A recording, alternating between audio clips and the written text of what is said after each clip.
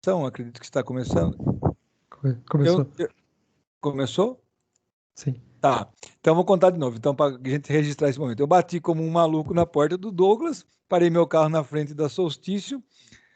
Eu disse que tinha um projeto da CPFL de 8 milhões, que era o que a CPFL tinha me dito que poderia pagar, não colocou preço. O primeiro projeto que eu fiz custava 8 milhões. A gente tinha feito praticamente uma usina fotovoltaica, com um monte de coisa. Depois a gente foi fazendo e o nosso projeto caiu para 320 mil reais. É o que nós temos na FATEC hoje. E dessa conversa de 2 anos atrás, 2 ou 3, né, Douglas? A gente ficou bastante. O Douglas sempre muito gentil, como eu disse, as pessoas do mercado de energia, muito gentis, muito educadas, recebem a todos de uma forma muito diferente. Pessoas muito empolgadas com qualquer projeto. Talvez, como a Lucelene nos disse, é um mercado jovem, pessoas empolgadas, que têm muito conhecimento. Então, o Douglas me recebeu ali com muita gentileza, né? E ele estava com todas as salas ocupadas, sentamos na cozinha, falamos de alguns milhões de reais, e no fim essa conversa foi, e eu pedia para o Douglas, me ajuda aqui, como que temos que fazer o projeto, vamos fazer assim, a gente toda hora mudava, e por fim tivemos uma reunião com a CPFL na FATEC, né, Douglas? E fechamos num projeto, mais ou menos como dentro do possível que a CPFL podia pagar, dentro do que a Solstício tinha rapidez em entregar e dentro do que não era sonho. E que hoje, então, o Douglas e a Solstício foi que instalou todo o nosso sistema fotovoltaico.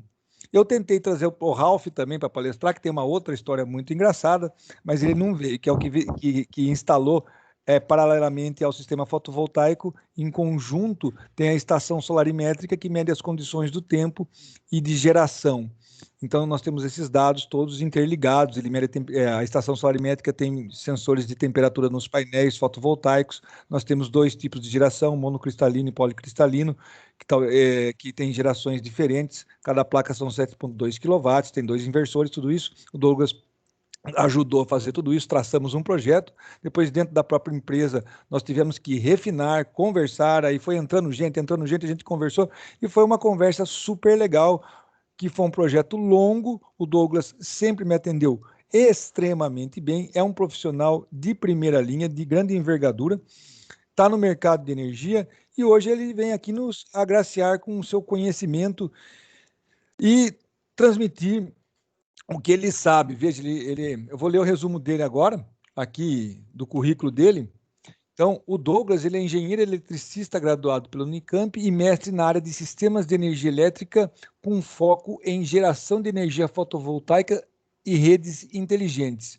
Ele é diretor de novos negócios na Solstício, possui experiência em sistemas fotovoltaicos on-grid e off-grid, gerenciamento de projetos, manutenção industrial, implantação de sistemas de medição e faturamento de energia elétrica para distribuidoras de energia. O resumo da palestra dele é a apresentação da situação da geração distribuída no mundo e no Brasil, atualmente, no ano 2020, e aspectos técnicos da geração de energia solar e fotovoltaica. Além disso, também vai dar uma perspectiva sobre o futuro da geração distribuída em uma relação com microredes e armazenamento de energia, que é um pouco das baterias que ele vai falar. Então, nós temos aqui um profissional de grande envergadura, que é da Solstício, tem uma boa relação com a FATEC, já tem planos, pensa em planos para a FATEC, eu não posso contar aqui, mas quem sabe tudo dá certo, são planos para o futuro, mas nossos planos do futuro sempre dão certo, né, Douglas?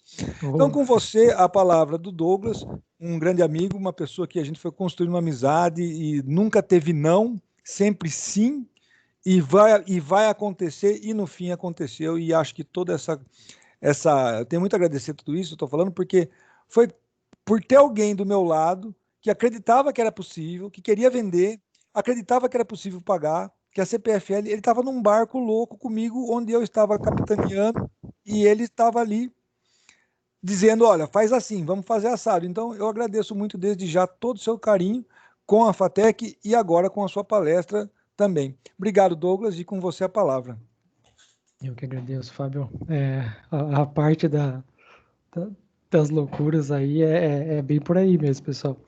O, eu costumo comentar na empresa assim que a gente tem que, lógico, sempre prezar pelos relacionamentos todos, né? E sempre pensar o melhor também, né? Pensar no sentido de fazer as coisas acontecer e ajudar sempre que possível, assim, porque tem muita coisa a ser feita, especialmente num país como esse nosso aqui, tem muita coisa a ser feita, né? Bom, como o Fábio apresentou, o objetivo meu aqui hoje é dar uma pincelada em diversos assuntos, tá? Eu pretendo ser ágil, rápido, né? Uma passada em bastante assunto para deixar bastante tempo depois para tirar dúvidas, assim, e para tentar colocar pontos fora, assim, aspectos que talvez vocês não conheçam. Eu não conheço vocês, né?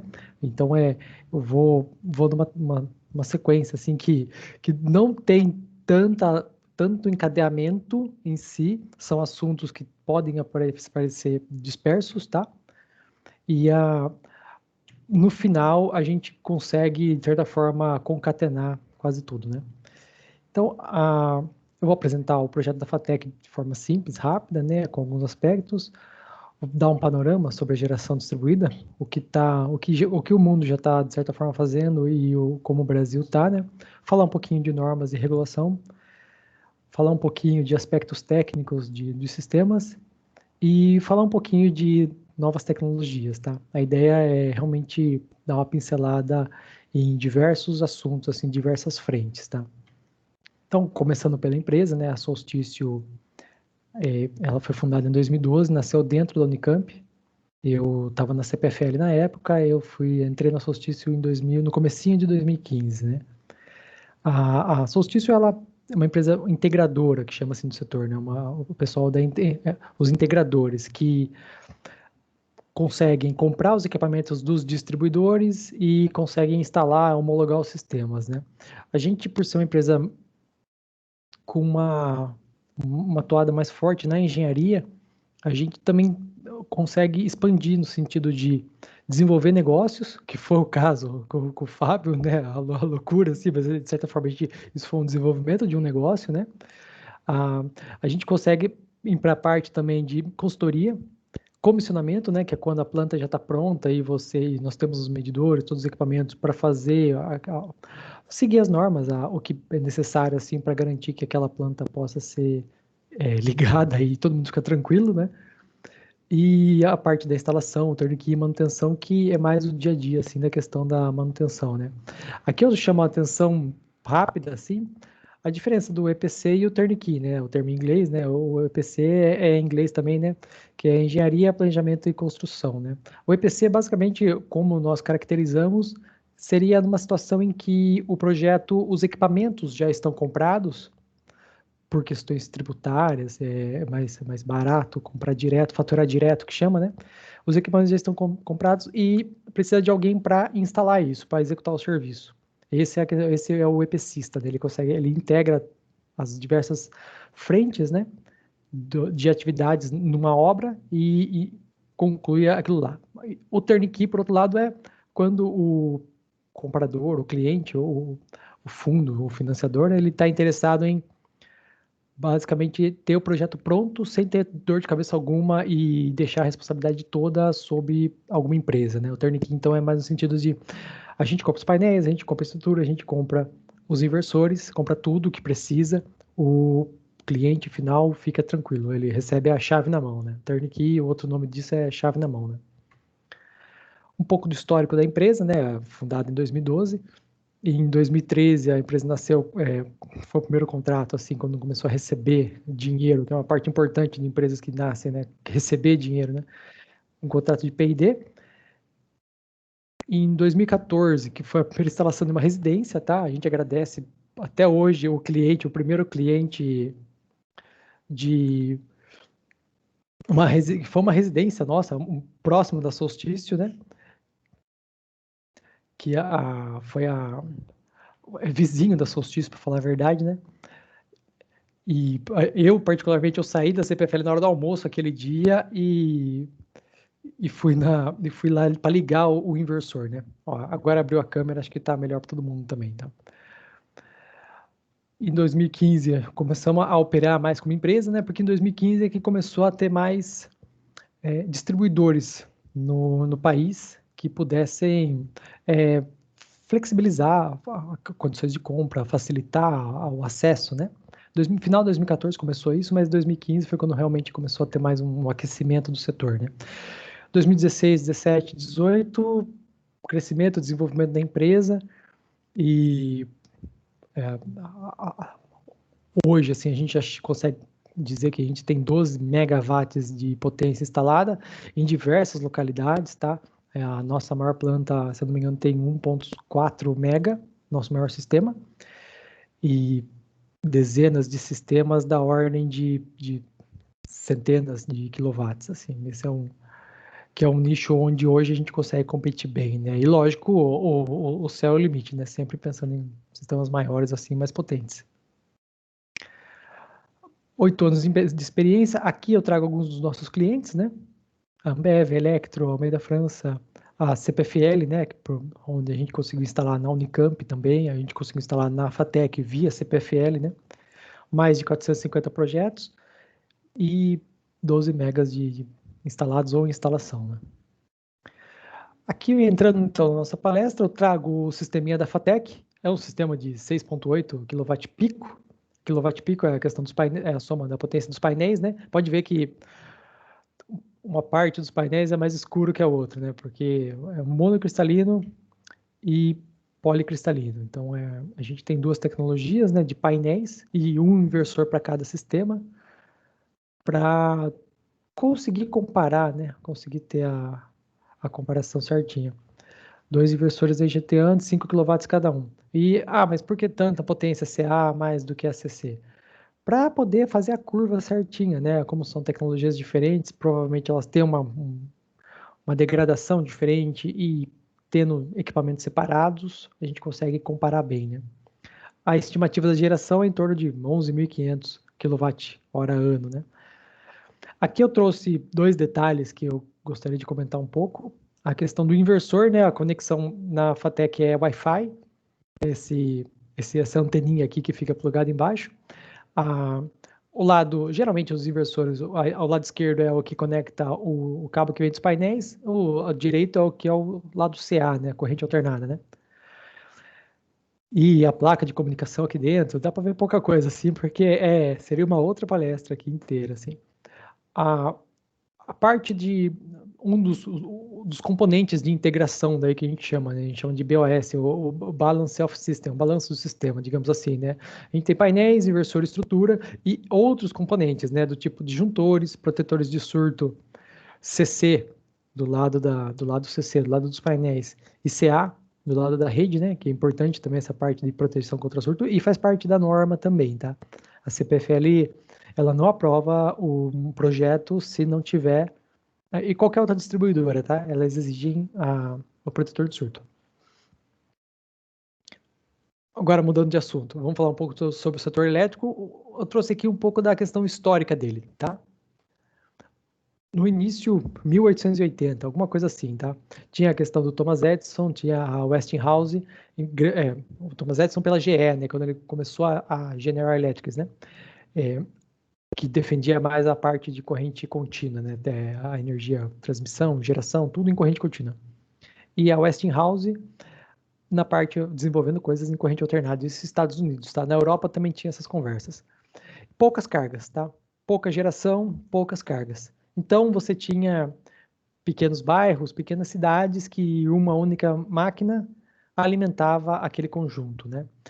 Sempre teve o começo, lógico, tem que pensar, naquela época era tudo lampião, então a questão da iluminação pública foi uma mudança na vida das pessoas, assim, tem que se colocar um pouco naquela época lá que não tinha eletricidade, né, muito menos iluminação, né? Então era um aspecto que foi muito importante para o desenvolvimento social também, né? Um ponto que chamou muita atenção, que fez uma virada de vez para a parte de corrente alternada, né? Quando a corrente alternada começou a dominar de vez, então, tecnologicamente falando, foi numa feira em Frankfurt, em 91, então, um pouco tempo depois, 10 anos depois, onde aplicaram-se um transformador. A questão do transformador, vocês sabem, é elevar a tensão, né? Então, assim é que você conseguia, gerar energia longe, né? Alguns quilômetros na época, e consumir essa energia na cidade, né? Nos centros de carga, né? E aqui um pouco do Brasil, né? E o Brasil? O Brasil, então, em 1901, a São Paulo Tramway Light Power Company. Essa Light aqui é a Light hoje do Rio de Janeiro, tá? A Light é uma empresa canadense, São Paulo Tramway Light. Depois surgiu a Rio de Janeiro Tramway Light Power Company. Transportes, né? O bonde na época, né? Iluminação pública e energia, digamos assim, potência, né? Começou com 2 mega, pouco tempo depois foi para 16. Hoje essa é mais uma barragem, tá? Em Santana do Parnaíba. Faz parte do sistema do Tietê, a EMAI é quem toca aquele complexo das bacias lá da região de São Paulo, né? E só um parênteses assim, esse Edgar de Souza foi o primeiro presidente do Tricolor, tá? Do São Paulo, tá bom? Eu sublinhei o nome dele para ressaltar esse aspecto aí. Mudando de assunto um pouco agora de novo. A questão da estrutura do setor elétrico. Eu não sei, acho que em outras palestras vocês já devem ter ouvido falar ou percorrido mais, né?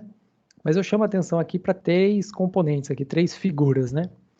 A ANEEL, a CCE e as concessionárias distribuidoras de energia, né?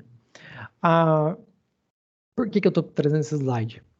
Porque aqui a gente consegue separar um tipo de cliente de outro tipo. Quais esses 2 tipos? Os clientes cativos, tá? Que estão aqui nas concessionárias.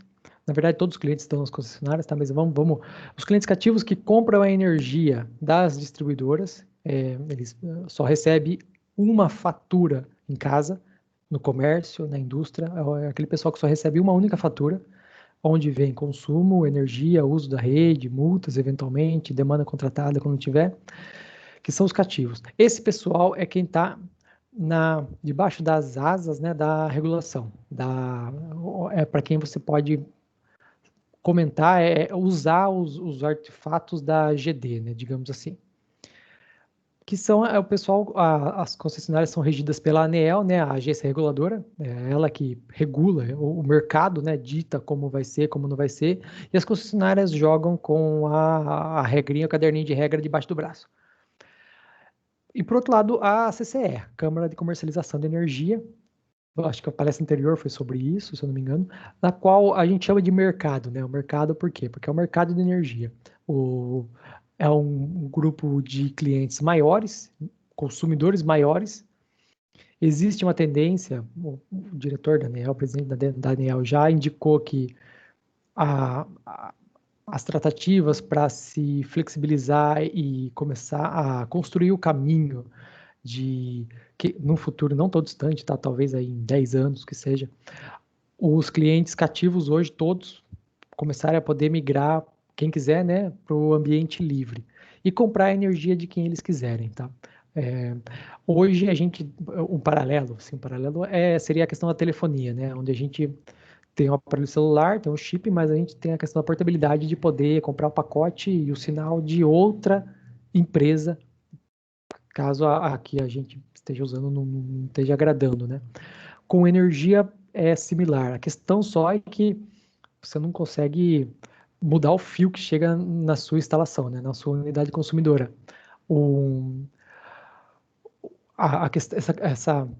A lida no ambiente livre, no mercado livre, ela vai mais no sentido assim, você tem o fio que chega na sua instalação, a qual você sempre vai pagar o uso do fio, o pedágio, digamos assim, né? O frete daquela energia.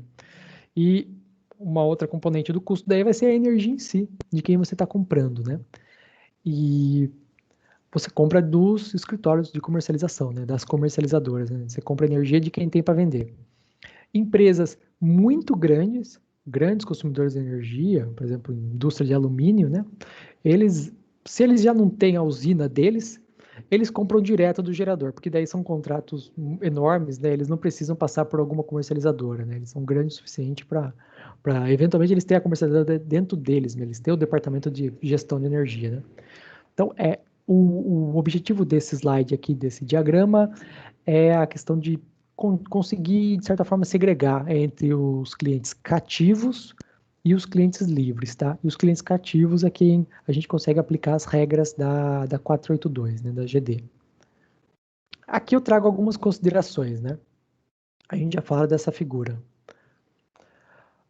A GD, ela está começando, né? Já vem fazendo isso há alguns anos fora daqui do país, mas a colocar em conflito o tradicional e o futuro, sendo que um complementa o outro no final do dia, tá?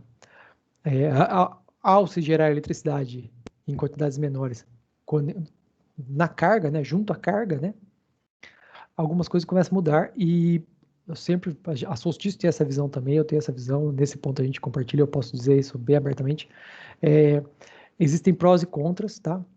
E no momento que nós estamos vivendo tem mais prós do que contras, tá? Mas em excesso a GD pode começar a perturbar demais. O quê? A rede elétrica tradicional. As fontes renováveis, solar, principalmente solar e eólica, né? Fotovoltaico e eólica. Elas têm a característica de intermitência. Por quê? Porque entra uma nuvem. Por quê? Porque o vento para, ou de repente acontece alguma coisa, cai uma folha enorme em cima do sistema, uma fotovoltaica numa residência, uma folha, sei lá, de palmeira, e parte da energia vai por água, né? E usinas maiores. GD também, 1 mega, 2 megas. Entra nuvem e isso tende a balançar o sistema, a conexão, aquele ponto, aquele nó. Então, cuidados precisam ser tomados para que o excesso de usinas, o excesso de unidades conectadas não balance demais a rede. Porque, falar uma aqui, uma ali, pouca coisa, que a gente chama de penetração, né? Pouca penetração de potência vinda de GD no circuito, ele é pequeno, né? Ele não balança muito. Mas quando essa penetração começa a aumentar, começa a ter uma proporção maior de potência, você pode começar a ter distúrbios na rede, tá? Conforme a geração oscile, tá? Esse diagrama eu peguei do I3E, né? O Instituto de Engenheiros Eletricistas. A gente tem uma parte que é importante sempre segregar, né? A parte da potência, né? A fiação ao sistema, a energia em si, e a parte de comunicação, tá? A gente pode até dizer que numa microrede, que lá na frente a gente chega nesse ponto, numa microrede você tem a parte do controle, né? Que é o quê? Controlar a potência com comunicação, e aí você processa essas informações e despacha, restringe, controla isso, né? Um parênteses, assim, no projeto que eu trabalhei na CPFL, a gente estava trabalhando com a substituição de medidores, tá?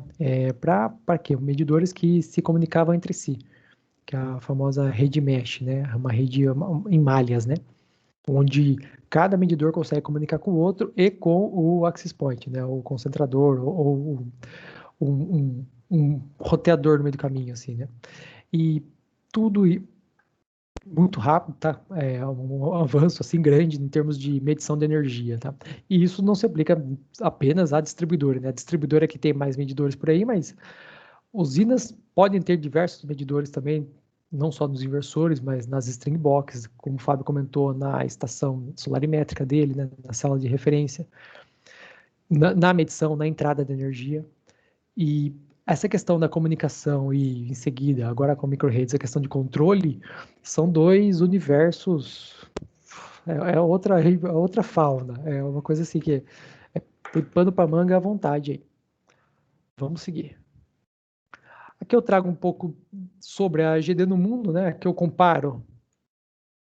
Por que eu trouxe esse gráfico assim? Isso aqui é potência FV, tá? Então aqui tem sim usinas centralizadas, tá? Da mesma forma que essa matéria aqui também tem usinas centralizadas, tá? Essa matéria aqui é do dia 13, tá bom?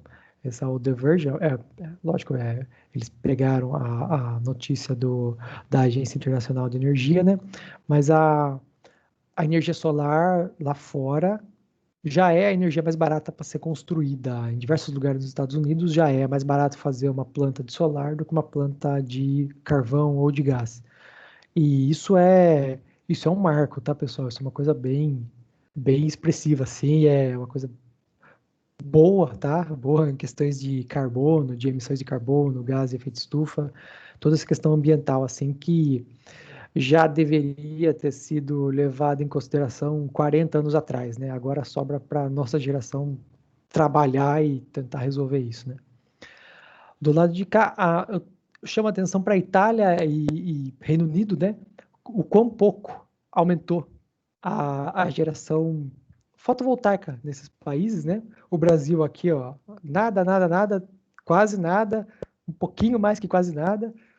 A gente está remando, pessoal. Um dia a gente chega lá, um dia a gente chega lá, tá? Tem, um, tem bastante a ser feito por aqui ainda.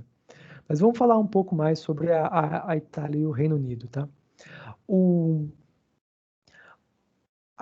países da Europa, eles tiveram 5, 6, 10 anos antes da gente essa questão da fotovoltaica regulada, tá? A regulação. E o momento que eles estão hoje já é um momento de instalação acentuada de baterias em residências, em comércios. Então, os avanços, lógico, dos últimos 3, 4 anos da tecnologia de armazenamento de energia com baterias, né, atrelado a alterações regulatórias nos países, em diversos países da Europa, já é, acentuou, catalisou essa transição para que se começasse a aumentar o número de instalações com baterias. Por quê? Porque fotovoltaica eles já tem bastante, né? Então aqui eles já estão no segundo passo. A gente no Brasil começou em 2012 a regulação, eu já chego lá, e com os leilões de energia, teve ano que não teve leilão, várias crises, né? Não só essa do coronavírus, mas várias crises vieram, de certa forma, atrasaram um pouco, porém o nosso avanço é bem expressivo, assim, bem, tá acontecendo, tá? Um pouco do Brasil, né? Aqui a gente, matéria do dia 13 de outubro também, uma matéria do canal Energia dizendo que o Brasil já tem 305 mil conexões de sistemas fotovoltaicos de geração distribuída. Isso é um mix entre fotovoltaico e eólica, mas a grande maioria é fotovoltaico. E em 400 mil unidades consumidoras. Ah, mas tem mais unidades consumidoras do que conexões? Sim, porque boa parte, a maior parte então, desses 95 mil aqui são o autoconsumo remoto, que é a modalidade onde você concentra diversos clientes numa única planta, tá? Um pouco sobre números do Brasil, que é legal para apresentar para vocês terem dimensões, né? A gente somando isso aqui, 73 mais 78, 83, 84 milhões de consumidores. Isso aqui está misturado cativo e livre.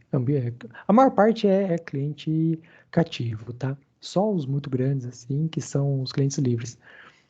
Lógico que tende a aumentar, tende a ser cada vez mais flexível as regras para se migrar para o ambiente livre, poder comprar a sua energia de quem você quiser.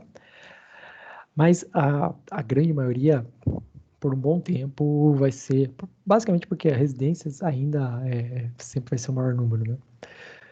Então, quando a gente olha para esse montante aqui de 80 e poucos milhões de unidades consumidoras, a gente consegue dimensionar o tamanho do mercado, o tamanho de oportunidades que tem e de desafios e de trabalho assim de desenvolvimento, melhorias em regulação para conseguir regulação em preços, em tudo, tá? Para conseguir atender todo mundo. Aqui falando um pouco mais do Brasil, né? Esses dois gráficos da direita a gente recebe em mídias sociais, tem o site lá do pessoal da AB Solar, que é um site bem legal, tá? Esse aqui da esquerda é da ABGD. São duas associações que eu recomendo, faz sentido conversar com o pessoal, acompanhar eles, porque eles trazem os números a cada mês, se eu não me engano, eles trazem um infográfico, né?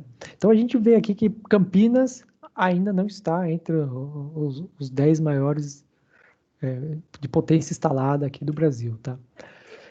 E a evolução da fonte no Brasil, eu vou dar um zoom aqui, a gente vê o quanto vem crescendo, tá certo? Comparado com outros países, a gente é pequenininho, mas olhando o quanto a gente está avançando, é algo bem positivo. E, inclusive, nesse ano de coronavírus, o setor fotovoltaico sofreu um impacto bem pequeno, tá? Não foi nulo, todo mundo sofreu esse impacto, mas para o fotovoltaico não foi uma coisa que travou, que impactou muito. Não foi, tá? Foi um ano, de certa forma, que a vida continuou quase que normal. E do lado de cá eu trago o avanço da solar, né? O quanto se prevê de avanço de energia sendo gerada pela solar, o quanto de potência, que é a potência, né? O quanto de potência que se prevê nos próximos 10 anos, o quanto isso vai ser desenvolvido. Esses números são mais para vocês terem a dimensão de que a gente está num mercado novo e com muito a ser feito. Com muito a ser feito. Acredita em mim, tem muito a ser feito. Tá? Falando um pouco de regulação e normas. Até 2012 não existia uma regulação que permitisse que clientes cativos pudessem gerar sua energia. Quem podia gerar sua energia? Produtores independentes, né, os donos de usina, e autoprodutores, indústrias de açúcar, usina de açúcar e álcool, indústrias que têm processos químicos que podia ter sua caldeira lá e sua turbina e o gerador lá para questão de queima, aproveitar algum rejeito, né? Em 2012, quando começou a regulação. Então, em 2012, o Brasil já estava 8, 10 anos atrasado em relação aos países da Europa. Mas tudo bem, tudo bem. Tem suas vantagens estar atrasado, no sentido de a gente não precisa repetir os erros que o pessoal lá fora repetiu. Nesse sentido, tá? E a agência sabe, o órgão regulador sabe, o pessoal que monitora isso, que escreve, que estuda e trabalha nessa linha de regulação, desenvolvimento, eles sabem essas coisas, tá? Então, tudo isso aqui é, de certa forma, pensado. Lógico, tem fatores políticos que podem atrasar ou acelerar, mas, de certa forma, as coisas são feitas, lógico, sempre pensando bem, pensando para dar certo, assim. Então, começou com a 482, válida para o ambiente de contratação regulado, tá? Não para o livre, não para o ambiente de contratação livre. E em 2015, começou a valer como assim em 2016, veio a 687. Aqui eu chamo a atenção para a geração compartilhada, consórcio ou cooperativa. Daqueles 400 mil unidades que se beneficiam de energia de renováveis, né, da GD, mais 305 mil conexões. Então, esse gap aqui de 95 mil, basicamente, vem do quê? Vem da geração compartilhada, consórcios ou cooperativas. Você, hoje, com a regulação atual, você não precisa ser o dono de uma usina, de um conjunto de painéis no seu telhado. Você pode alugar uma parcela, uma cota de alguma usina que já exista e pagar o aluguel por isso. Lógico que com um desconto na sua conta. Você gasta, sei lá, R$200 por mês? Eu quero gastar 180. Assina um contrato e, entre aspas, compra energia daquela usina remota, tá? Entre aspas, porque venda de energia é para o ambiente livre, não para o regulado, tá?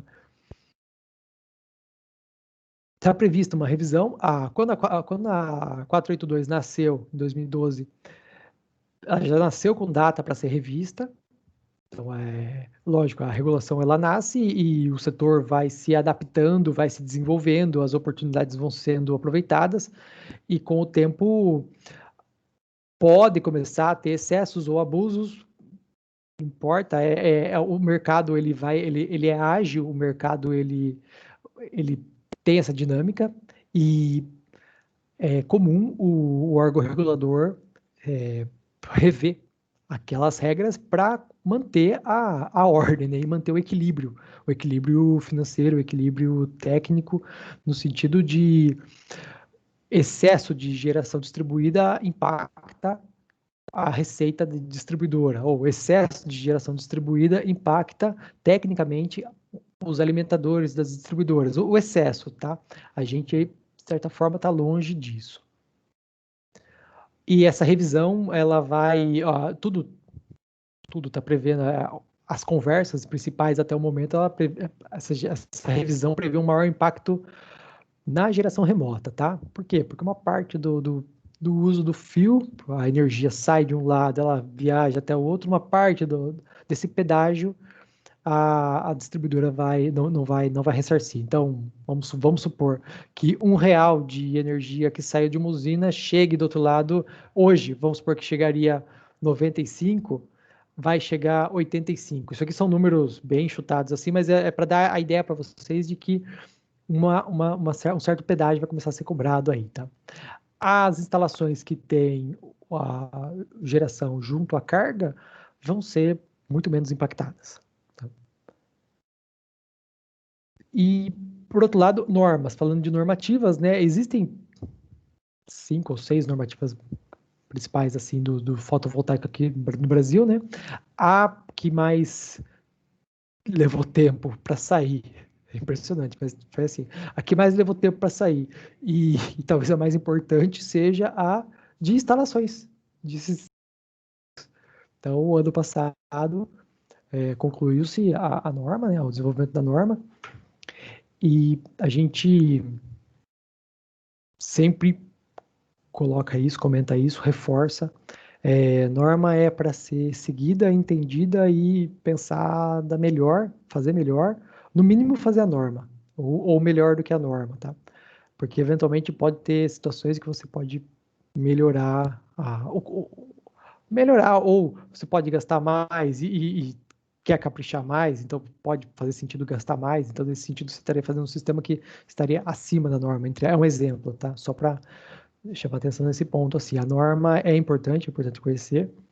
Eu não sou um profundo conhecedor da norma, tá? Não sou um profundo conhecedor, conheço algumas coisas, assim, basicamente porque eu me distanciei um pouco da instalação, né? Eu instalava numa época que não tinha norma, mas lógico, seguindo a 5410 e o bom senso, assim, tudo que a gente podia fazer de melhor, assim, lógico, e quando saiu a norma, a gente viu que a gente já estava instalando de acordo com a norma, então não tem muita preocupação nesse sentido, mas vocês que vão entrar nesse mercado ou já estão nesse mercado, prezem muito por isso, tá, pessoal? Isso é uma dica de ouro aí, tá? Por favor, prezem muito por isso sempre, tá? Mudando de assunto, queria falar um pouco sobre a conexão. Conexão e a lida com a distribuidora. Relacionamento, a lida, né? Aqui eu trago uma cabine primária, uma subestaçãozinha, um transformador, né? Esse cliente, então, recebe em média. E aqui eu trago um postinho padrão, cliente que recebe em baixa. A GD, ela permeia essas duas categorias, o grupo B e o cliente de grupo A, que é entendido em média atenção, né? Onde que mora o perigo aí? O perigo mora em vender um sistema muito grande para um cliente grande e, eventualmente, levar um susto com um aspecto da distribuidora, que é o reforço da rede. Reforma na rede da distribuidora. Por quê? Porque a regulação diz que um gerador da mini geração, tá? Acima de 75 kW de inversor, mini, a distribuidora pode cobrar o custo do reforço da rede, o custo de eventuais adequações, o custo de uma reforma na subestação dela, tá? Eventualmente, recentemente a gente veio fazendo consultas de potências em torno de 5 mega, que é o limite da geração, e a distribuidora responde dizendo que o reforço a obra, né, o reforço, o custo da conexão fica em torno de 10 a 12 milhões de reais. Um sistema que poderia custar, fazendo o papel de pão aí, 1 mega costuma custar 4 milhões de reais. Então, uma usina de 20 milhões de reais, você teria 10 milhões de reforço de rede. É lógico que isso impacta, isso freia, isso congela, cancela o projeto, né? Isso é um showstopper, assim, ninguém segue com esse projeto, né? Por quê? Porque por mais que você tenha área, por mais que você tenha telhado, por mais que você tenha um cliente querendo comprar, você tendo uma conexão a ser feita, um relacionamento com uma distribuidora que pode onerar demais aquele projeto. Na microgeração, eu trouxe aqui o postinho padrão, e esse postinho aqui nem tem medição indireta, tá? Que é uma outra característica aí da baixa tensão, tá? Baixa tensão, não esquece disso, baixa tensão, microgeração. Aqui não tem o reforço da rede. Então, os projetos, as homologações em microgeração são bem mais ágeis, né? Em torno de 15 dias. E homologação de projeto de mini geração, meses. Meses, porque tem outros estudos que a distribuidora começa a cobrar, exigir, e adequações da cabine e adequações da rede dela, que dá uma canseira, tá? Então é um ponto de atenção sempre, já ter isso no radar desde agora, tá? Sempre atentar às duas questões, que a microgeração é bem simples, trivial, de certa forma. A mini geração, ela consegue ser complexa até demais, às vezes. Tanto que, de distribuidora para distribuidora, a gente vê flexibilidades e que, tecnicamente falando, até nem trazem ganho algum, sabe? As restrições que algumas distribuidoras impõem, tecnicamente, elas, até um certo nível de potência, elas são inválidas. Então, é complicado, porque como a distribuidora pode fazer as regras dela, tem que seguir, né? É difícil ficar contra-argumentando, porque a cada vez que você briga e quer contra-argumentar, você está perdendo tempo, né? Aí volta, assim. Para a distribuidora, tempo é uma coisa não é tão importante assim. Para ela, não importa se passou 2 meses, todo mundo está consumindo energia, o negócio dela é muito estável, é muito tranquilo, né, nesse sentido. Mas para as empresas de mercado, né, por exemplo, o resto das empresas, né, lembrando que distribuidor é um monopólio natural, né, para as empresas que não são monopólio, então o mercado real, a vida real, tempo é uma coisa muito importante, tá? Muito, é, é uma percepção bem diferente de um lado e do outro, tá? Falando um pouco mais de aspectos técnicos, eu volto a falar da questão da qualidade da instalação, atentar a normas, atentar a questão da execução do serviço, a avaliação das condições, assim, aqui, esse telhado, assim, essa figura é bem batida, assim, existe até um site no canal Solar, o telhadômetro, né, que aponta os telhados que caem por aí, assim, né, e buscar sempre boas práticas, tá? A questão aqui a gente pode ver bem nítido, assim, um aspecto crítico em qualquer execução, em qualquer prospecção de projeto, desenvolvimento, conversa com o cliente, conversa com qualquer um, sempre é a questão da estrutura, se a estrutura aguenta, como que você precisa de um reforço ou não, sabe? Um laudo, eventualmente é importante que tenha um laudo daquele telhado, assim, para acomodar os painéis, né? Nesse caso aqui dos inversores, a gente vê que o que pode ter sido uma má conexão, alguma conexão que não foi apertada adequadamente. É muito difícil o inversor sozinho sair pegando fogo, tá? Isso é bem difícil. Geralmente é algum problema em alguma conexão dentro do inversor, tá? Que começa a esquentar demais e de repente começa a pegar fogo. Aqui, pelo jeito, pegou fogo a parede inteira, assim, a fiação nem tem mais, já foi retirada, tá? Mas sempre, pessoal, a qualidade da instalação, a questão da execução do serviço, não pode deixar segundo plano isso aí, não. Porque a questão do fotovoltaico, ele é um ativo caro, é um sistema caro. E uma das belezas dele é que ele demanda pouca manutenção, tá? Mas mal instalado e um problema como esse, assim, puxa vida, jogou dinheiro fora, entendeu? Às vezes tem seguro, né? Que é um seguro predial, pode ressarcir, mas de novo, perda de tempo e de dinheiro, assim. Então, coisas que não vale muito a pena fazer nas coxas, sabe? Essa questão, assim, ainda mais que, falando de eletricidade, da eletricidade pega fogo, né? A parte do solar lá em cima, os painéis, enquanto tá de dia, aquela fiação, aquele circuito que vem dos painéis, ele tá energizado, entendeu? Então, cuidado o tempo todo, tá de dia, tem luz solar, tá energizado. Por mais que você possa ter aberto a chave aqui do inversor, ok, protegeu o inversor. Mas eventualmente pode ter algum problema lá em cima.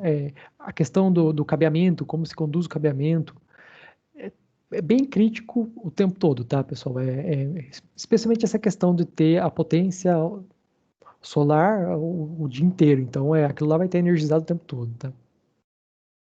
Vamos passar. Essa figura aqui é uma figura emblemática para a gente lá na empresa, né? Eu espero que passe a ser emblemático para vocês também. Isso aqui é poeira, pessoal. O fotovoltaico, ele demanda pouca manutenção. Mas não quer dizer zero manutenção, tá? Pelo amor de Deus. Então, assim, tá lá um mês, 45 dias sem chover, dá uma olhada no telhado, tal, eventualmente tá com uma camada de pó. Aqui fazia quase 90 dias sem chuva, tá? E o cliente reclamando que estava gerando pouco, o cliente reclamando, tá gerando pouco. Aí até que vocês já subiram lá para ver o que está acontecendo, se tá assim ou não tá?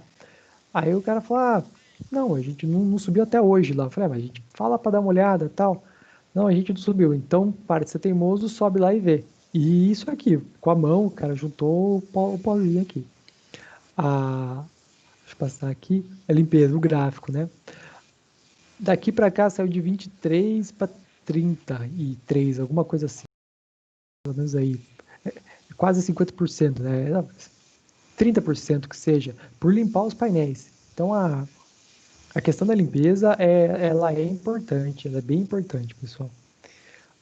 A manutenção de rotina, outra manutenção é a questão do check-up e as conexões, das fiações, né? Olhar as conexões, olhar se os painéis estão bem fixados, olhar se tem algum ponto de infiltração no telhado. É pouca manutenção, mas não é nenhuma, entendeu? Então, assim, lógico, isso aqui pode ser feito anual. A limpeza, que seja aí cada 45 dias, 60 dias, sem chuva, né? Sem chuva. Por quê? Porque aí você está otimizando o seu ativo, né? O gerador, e rentabilizando mais ele, entendeu? Você está fazendo ele ser melhor aproveitado. A questão do monitoramento, a gente vai falar daqui a pouquinho sobre isso também. Todos os sistemas fotovoltaicos eles têm monitoramento, Wi-Fi integrado geralmente, às vezes é o cabo de rede que vai, né? Mas sempre está de olho no monitoramento. Uma das coisas que os inversores soltam são alarmes. Então, dá para ganhar muito tempo, dá para ser bem eficiente nessa questão. E usinas maiores, né? Usinas às vezes o cliente, no caso da FATEC, tem, né? A célula de referência, tem a estação solarimétrica, que permite que se compare a performance da usina instalada com a quantidade de energia que está chegando, né? E assim você consegue fazer o PR, né? O performance ratio, o quão eficiente está aquela instalação. Essa relação da performance, ela sempre é um casamento entre a sua estação solarimétrica, a sua célula de referência, com a sua usina. Então, você dificilmente promete contratos maiores de energia e tal. Eles dificilmente falam de, eu garanto que vai gerar tanto de energia. Tipo, cravam um número. De certa forma, até uma imprudência fazer isso, porque é intermitente, é uma fonte renovável. Você não controla nuvem, você não controla El Ninho, você não controla Laninha, você não controla nada disso. Então, o que você controla? Você controla a performance da planta, você controla o quanto do tempo, quantas horas no mês ela está ligada. Se o alarme, se qualquer alarme foi sanado rapidamente nos painéis, você nunca vai ter nenhum problema com conexão. conexão, pode abrir um arco, desarmar disjuntor, alguma coisa assim. Então, o fato de ter uma estação solar métrica, uma célula de referência, traz a conversa no sentido de poder comparar e chegar numa performance da planta, tá? Prometer, garantir geração de energia, a gente não faz isso, tá? A gente não faz isso. E, de certa forma, a gente considera até um pouco de imprudência por questões climáticas, tá? Lógico, você pode colocar um fator K aí e garantir 70% da geração daquela planta, mas aí, assim, para garantir 70% é melhor não falar nada, entendeu? Assim, é esse ponto de atenção que eu gosto de chamar no sentido quando o cliente, quando o conjunto de pessoas interessadas comentam sobre isso, é difícil e a gente não recomenda garantir uma geração de energia, tá? Nesse sentido, tá bom? Vamos para frente e depois a gente volta se tiver dúvidas. Mais aspectos técnicos, a questão aqui do monitoramento. Aqui eu chamo a atenção, o monitoramento é fundamental para a operação e manutenção, e ele traz os parâmetros elétricos, ele traz alarmes, ele consegue também trazer essa diferenciação entre o que o cliente vê, que é o gráfico da esquerda, né, o bonitinho e tal, 3 botões, a data e acabou, e do que o operador vê. O que o operador consegue ver, tanto de parâmetro, medições em tempo real, ele consegue pegar as leituras todas tabulares. E aqui eu chamo a atenção para a questão de tratamento de dados. Porque lembra que eu comentei lá em cima a questão da comunicação, né? Aquela camada de comunicação, e agora com as microredes, a camada de controle, né? A gente cada vez mais vai estar mais rodeado de dados, de informações e dados. E é computação mesmo, tá, pessoal? Português bem claro aqui, computação. Saber trabalhar com base de dados, Big Data, saber trabalhar com isso, assim, Big Data, lógico, é muito maior que isso, só que você consegue, talvez, depois de alguns anos de mercado, chegar em volumes de informação que já sejam no sentido de Big Data. Vai ser um diferencial, tá? Quem souber, quem dominar isso, e entender, lógico, né? Entender energia, tensão, corrente, entender que variações podem ser ruins, é um diferencial aí pelo que a gente consegue notar no dia a dia, pelo menos no nosso dia a dia solstício, né? Todas as empresas de energia, na verdade, e empresas maiores também, ou até consultorias específicas disso, são frentes novas assim que a AGD está abrindo também. E aqui um pouco do que vem pela frente, tá? Eu trouxe uma imagem aqui de um conceito de microrede, né? Um controle, tá vendo? Um controle, muita comunicação, bastante coisa interconectada. Falando um pouco de regulação, aquilo que eu já adiantei. Existe já a conversa, existe as tratativas para que comece a viabilizar a migração de clientes cativos cada vez menores para o Mercado Livre, né? Se vocês pensarem numa pirâmide, no topo da pirâmide são os maiores clientes, os primeiros a migrarem. E a pirâmide vai se alargando, são os clientes menores, cada vez menor. Essa questão, esse filtro, ele vai diminuindo e tem essa tendência. Lá fora muitos países já são, boa parte dos países da Europa já é tudo cliente livre, Austrália já Canadá, Estados Unidos, diversas distribuidoras, todo mundo cliente livre, compra energia de quem quer. Reforço novamente a questão dos dados, né? Equipamentos interconectados com medidores, gestão de demanda cada vez mais presente. Vocês já devem ter visto, já devem ter tido contato com equipamentos que ligam e desligam a lâmpada, ligam e desligam o ar-condicionado. Até os fabricantes de ar-condicionado já vê com o app, você conecta ele na internet, essa onda de internet das coisas, né? Abrir e fechar a janela, tudo controlado. E diversos desses equipamentos têm medidores, tem o device que é um medidor também. E tudo isso sobe os dados para a nuvem, que você acessa pelo seu celular. Então você sabe o quanto você gastou de energia e também consegue acender, apagar uma lâmpada, abrir e fechar uma cortina, controlar uma casa, por exemplo. Indústrias têm isso também, de dimerizar o galpão quando não tem empilhadeira passando por lá, alguma coisa assim, ou não tem pessoas, de apagar um setor, acender outro setor de forma mais inteligente, a questão de controle de temperatura, que gasta uma energia do caramba também. Tudo isso com medição, tudo isso com gestão de demanda, tá? Essa tendência, isso vem tomando força cada vez mais, já tem algumas empresas disso aqui no Brasil, que trazem a questão da eficiência energética. É um assunto que provavelmente vocês já devem conhecer bastante, assim. E a questão da eficiência energética é o melhor começo de conversa para quem quer falar de geração de energia. Por quê? Porque antes de você saber o tamanho do gerador, a coisa mais barata a se fazer é reduzir o consumo de alguma forma, sendo mais eficiente. E aí você acopla um gerador menor. Essa é a questão. A melhor coisa que você pode fazer é não continuar desperdiçando, é ser eficiente. E isso, lógico, isso a gente traz para aspectos de energia, a gente traz para aspectos de regulação, para aspectos de outros processos de qualquer indústria, que sempre busca isso, sempre busca fazer mais, com menos e fazer melhor. Isso é eterno, tá? Isso aí é uma máxima de qualquer setor, tá, pessoal? Vamos seguir. Aqui eu trago a questão do armazenamento em residências, então, tá? Eu chamo atenção para a tensão de conexão. Por quê? Nós temos sistemas assim, inclusive é igualzinho que vocês estão vendo aqui, exceto esse cara aqui do gerador diesel, né?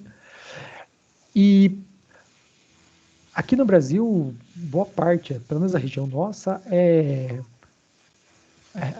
Sudeste, majoritariamente 127 e 220. Você vai para Bahia, Centro-Oeste, Brasília, né? Goiás eu não sei, o Nordeste é 380, 220, o que é melhor. Mas Sudeste, a gente tem a questão de ser 127 e 220. E em São Paulo, capital, é pior, porque você tem aquele delta aberto, você tem o 120 e 240. Ok, deixa São Paulo quieto, vamos falar daqui Campinas. Os inversores, eles são, em sua maioria, importados. E a tensão de operação, a tensão lá fora é 220, 380. Lá fora eles não têm os 127. Pelo menos os fabricantes que a gente tem acesso de inversores aqui. E para atender as cargas do cliente, fica duas opções. Uma é a saída do inversor, os dois fios, né? A fase e o neutro, porque sai um fase e um neutro 220. O fase e o neutro, fazer com que todas aquelas cargas daquele cliente sejam 220, que é uma solução mais elegante, tá? Então, tem uma questão de mexer no quadro elétrico do cliente, né? E trazer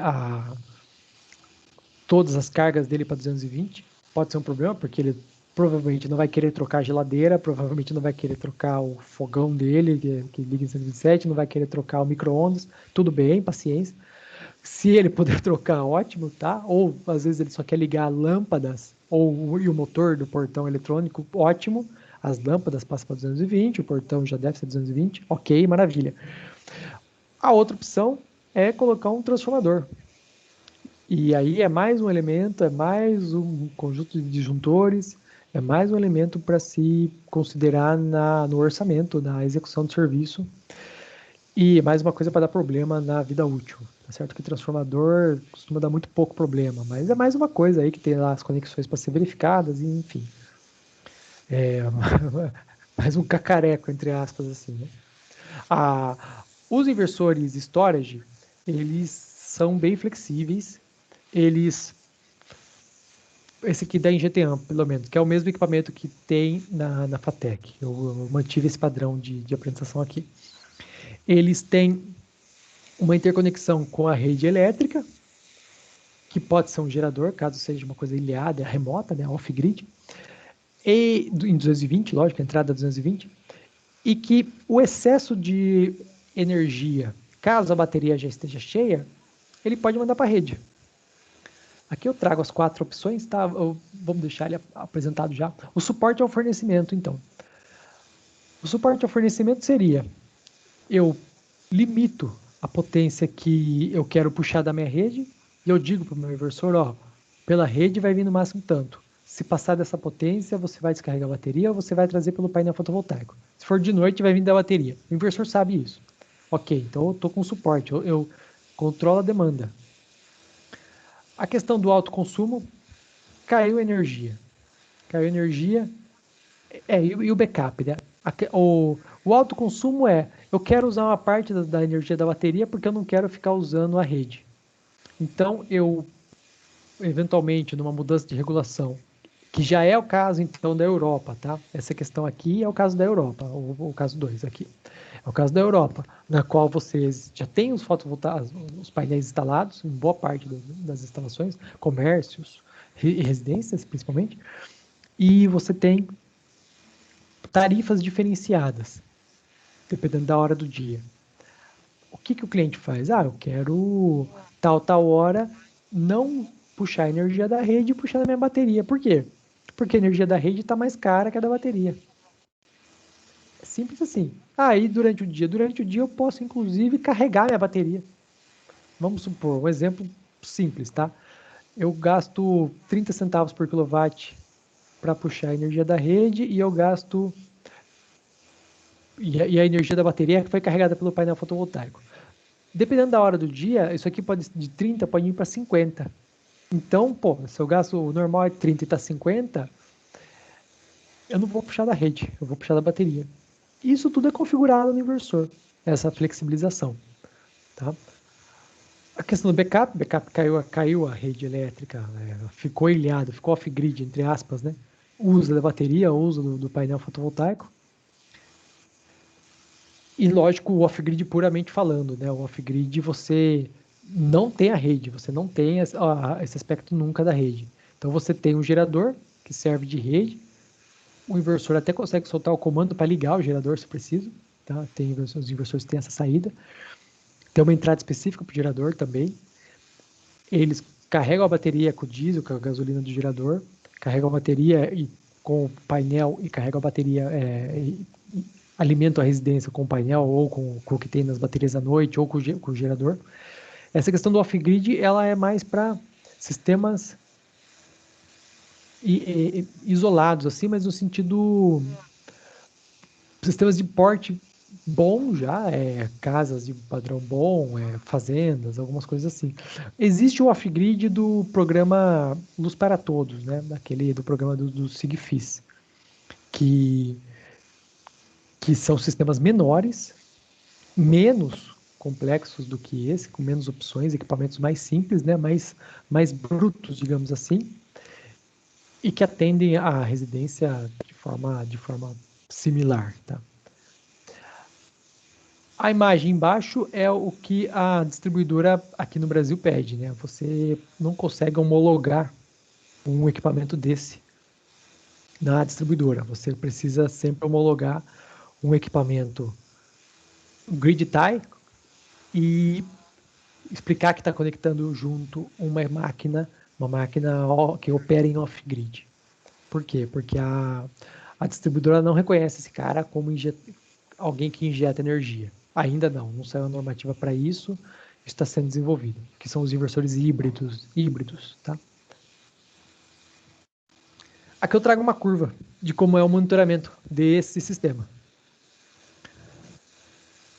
Pode ver que tem bastante informação, volto a bater na tecla, dados, tem informação pra caramba. E nesse dia, como foi o jeitão? O estado da carga das baterias ficou 100% o dia inteiro, que é o lado direito aqui. A energia que veio do fotovoltaico, que a casa consumiu, é essa de baixo. a energia que carregou a bateria é essa diferençazinha bem pequena. O que exportou para a rede é essa maior, a questão da exportação da rede. O que ele aqui, eu não carreguei a bateria com a rede, pode ver, o que eu só carreguei a bateria com o fotovoltaico. E essa rede, e esse aqui é o consumo da rede à noite, principalmente, né?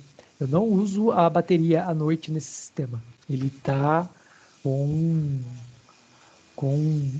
um, o, o padrão dele, a gente consegue ver o mês, o ano, quanto esse cliente gasta na casa dele, fora do horário de geração. Mais informações, o quanto já gerou, quanto gerou naquele dia, quanto consumiu naquele dia, quanto carregou a bateria e quanto injetou na rede. Esse caso aqui, eu mexi para fazer a situação de injetar na rede, para mostrar para vocês, para ter essa, para conseguir, porque esse aqui seria o estado da arte, tá, pessoal?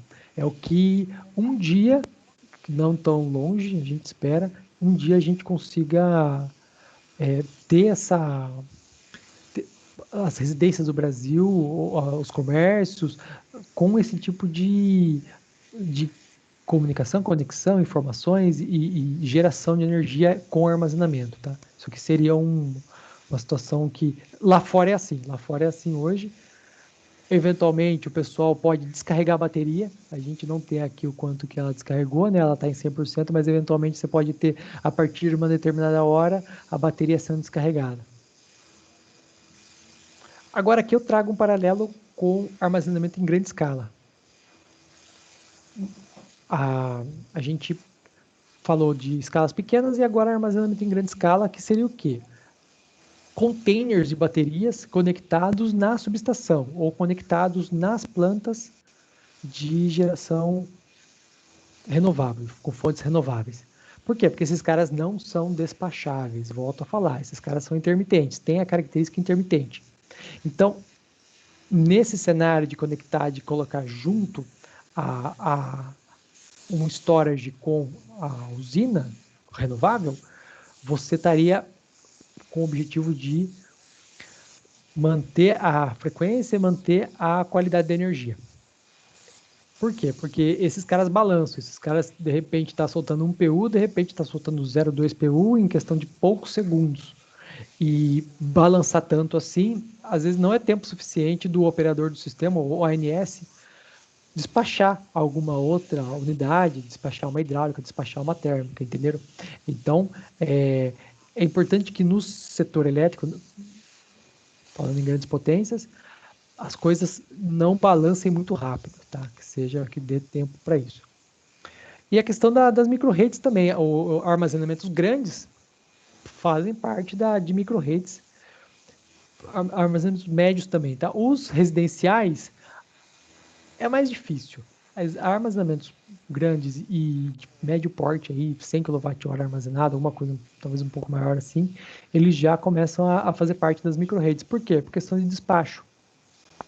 Vamos seguir. Falando um pouco de micro-redes. Lembra lá no começo que eu comentei com vocês que o setor elétrico iniciou, lógico, muito pequeno, mas com geração muito próximo da carga, pequenas gerações, porque as cargas eram pequenas, e isso foi tomando corpo aos poucos, a partir do momento que você começou a poder transmitir, ter o transformador, né, e transmitir a energia, possibilitou ter mais potência, então possibilitou também ter mais consumo, e as redes elétricas, o consumo, as cargas foram se desenvolvendo até tomar as proporções atuais que a gente vê hoje de um sistema integrado, né? Aqui no Brasil a gente chama de SIN, Sistema Integrado Nacional, conectado o Nordeste, conectado o Sul-Sudeste, conectado o Norte, já a maior parte do Norte do país conectado ao sistema nacional. E essa integração, lógico, traz robustez para o sistema, mas não quer dizer que é 100% livre de falhas.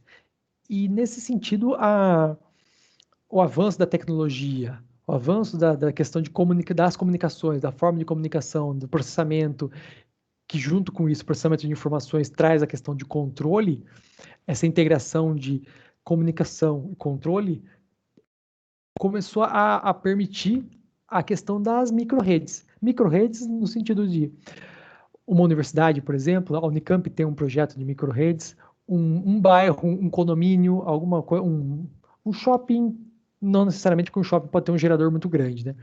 Mas a micro-rede, ela tem esse aspecto de ser um pedaço do circuito da distribuidora que se mantém e se preciso, se desconecta da fonte principal, abre a chave, né, para manter o fornecimento para aqueles consumidores a jusante, né, com controle, com qualidade e com objetivos a serem alcançados. Eu trouxe isso aqui no sentido de, existem sempre, lógico, você está montando, você está projetando alguma coisa, você precisa ter aquele projeto, aquele sistema traz consigo uma série de objetivos a serem cumpridos.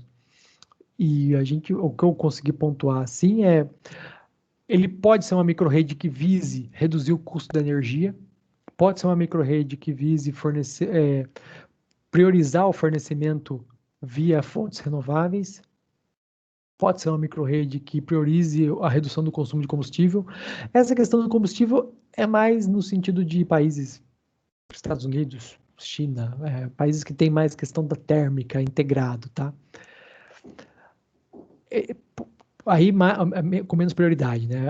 A questão da redução das cargas a serem desconectadas, por ter mais controle, mais domínio sobre a rede, você consegue despachar melhor aquilo que está acontecendo e aquilo que está sendo necessário de consumo, que tem de disponibilidade de energia, e eventualmente você não precisa desconectar cargas, você pode simplesmente dar sinais para reduzir o consumo, enviar sinais para reduzir o consumo, despachar mais a bateria, porque sabe que aquilo é intermitente, aquele pico de consumo. As características são inúmeras, tá, pessoal? Isso aqui vai embora, tá? Esse assunto aqui é extremamente extenso, dá para fazer muita coisa. E a questão da estabilidade de tensão, lógico, né? Se isso aqui começar a balancear demais, as máquinas que podem ter aqui, as cargas, né, de motores, sofrem com isso, tá? Então é um outro ponto, não só motores, né? Tensão é qualquer carga, basicamente, assim, vai sofrer com isso. Então são prioridades, são aspectos que a rede, a microrede, sempre vai estar com isso como parâmetros de controle. Bom, chegamos no final do slide e aqui eu gostaria de reforçar as contribuições que eu entendo que são bem válidas e seria muito bom se vocês tivessem isso mesmo incorporado esses aspectos, né? Que sempre há um equilíbrio a ser buscado, o regulatório financeiro e elétrico. A questão da GD, ela bate muito, muito forte nesses pontos, tá? Tudo em excesso faz mal e a GD demais também faz mal. Lógico que a gente está longe disso, tá, pessoal? Ainda tem muito a ser feito aqui, só que já é um assunto, já existem conversas sobre isso e são coisas que não dá para deixar para depois, tá? Porque são projetos que envolvem bastante dinheiro, são projetos que levam um tempo para ser feito. Então, são conversas longas nesses três aspectos, tá? Regulatório, financeiro e questões elétricas mesmo de conexão, que não são resolvidos no curto prazo, tá? Isso não é resolvido em menos de um ano, às vezes. Leva anos mesmo, tá bom? Então, é sempre essa questão, tenham isso em mente, que sempre quando fala em GD, existe esse aspecto do equilíbrio a ser buscado, tem prós e contras para os dois lados, tá? Falo novamente, a questão da qualidade na execução, o OIM do sistema. O fotovoltaico, ele não é isento de OIM, operação e manutenção, OIM, operação e manutenção, tá? Não é isento, ele não é OIM free, não é. Então, muito, muito cuidado com isso e muito, muito cuidado na questão da qualidade na execução, na instalação, no check-up, em tudo que for, na prévia, né, na avaliação primária, na questão do telhado, se aguenta a carga, porque é melhor planejar, é melhor fazer com calma e fazer planejado do que sair fazendo, entendeu? E depois correr atrás do prejuízo, tá? Porque o prejuízo aqui, às vezes, pode ser um incêndio, pode ser um telhado que cai, e isso isso não deve ser uma opção a ser tomada, tá? Isso é uma coisa que deve se evitar a qualquer custo, tá? Lógico, aqui tem a questão das boas práticas, a questão, eu ladrilho o telhado e piso no painel para instalar todos os painéis no telhado.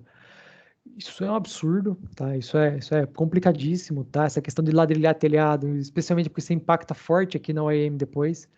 Ladrilhar no sentido, eu encho de painel o telhado inteiro e fica só painel naquele telhado.